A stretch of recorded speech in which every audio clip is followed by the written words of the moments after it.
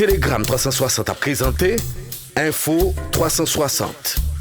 Info 360 et on condensé actualité journée en 360 secondes. Tout ça doit connaître sur ce qui passe dans le pays d'Haïti à l'autre côté, Info 360. Info 360, c'est information pratique, bien traitée, sans fausse côté. Info 360, une présentation Telegram 360.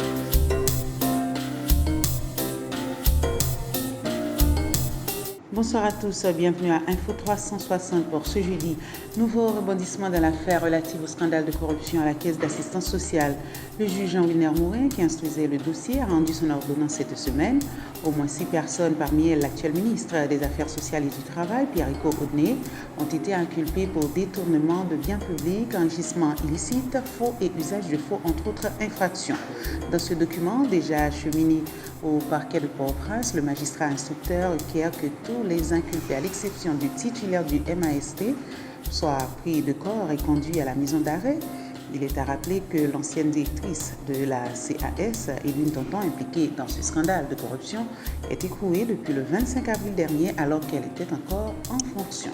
Dans un rapport publié ce 28 septembre sur la grave crise politique et sécuritaire en Haïti, le Haut Commissariat des Nations Unies aux droits de l'homme a fait état de 2439 personnes assassinées et 951 enlevées depuis le début de l'année. Ce document, élaboré par William Oney, l'expert indépendant sur la situation des droits humains en Haïti, sera mis en discussion au Conseil des droits de l'homme le 10 octobre prochain. Toujours dans ce rapport, le Haut Commissariat des Nations Unies aux droits de l'homme évoque l'augmentation de la brutalité des gangs qui reçoivent des armes par mer depuis les États-Unis, Miami pour être plus précis, et dans une moindre mesure à travers la frontière avec la République dominicaine.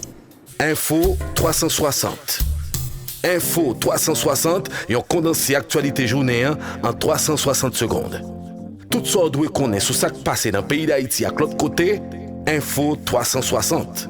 La fermeture des frontières par la République dominicaine a des impacts sur le commerce en Haïti et le gouvernement d'Ariel Henry cherche à y remédier. C'est dans ce contexte que le ministre du Commerce et de l'Industrie, Cardé Saint-Jean, a rencontré ce jeudi les représentants des différentes chambres de commerce pour élaborer et mettre en œuvre de nouvelles stratégies afin de répondre aux besoins immédiats de la population haïtienne en attendant que soit résolue la crise qui affecte les échanges commerciaux entre Haïti et la République dominicaine.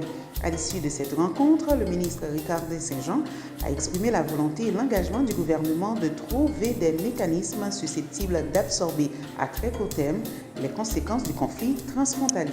Le gouvernement dominicain a répondu ce jeudi à la suggestion du secrétaire général de l'Organisation des États américains OEA, Luis Almagro, de rétablir le dialogue avec Haïti, affirmant qu'il est nécessaire que les deux parties possèdent des capacités institutionnelles et un contrôle effectif de leur territoire. Reconnaissant que le dialogue est le mécanisme idéal pour régler tout différend, les autorités de l'autre côté de l'île ne jurent que par l'arrêt immédiat des travaux de construction du canal sur la rivière Massacre comme préalable. Un communiqué du ministère dominicain des Affaires étrangères précise que la rivière d'Arbonne, qui prend sa source et son embouchure sur le territoire dominicain, est inaliénable. Cette condition implique que son propriétaire, le peuple dominicain, ne peut pour aucune raison se priver ou être privé de son utilisation, peut-on lire dans ce communiqué qui reproche au gouvernement haïtien de ne pas avoir fourni au moment opportun les informations relatives aux études d'impact cartographiques, topographiques, géologiques, géotechniques, hydrologiques ou environnementales nécessaires pour pouvoir évaluer les avantages et les risques du projet de canalisation. Info 360. Dans l'actualité internationale, en pleine guerre avec l'Ukraine, la Russie augmente considérablement son budget de la défense. La hausse est vertigineuse, plus de 68%.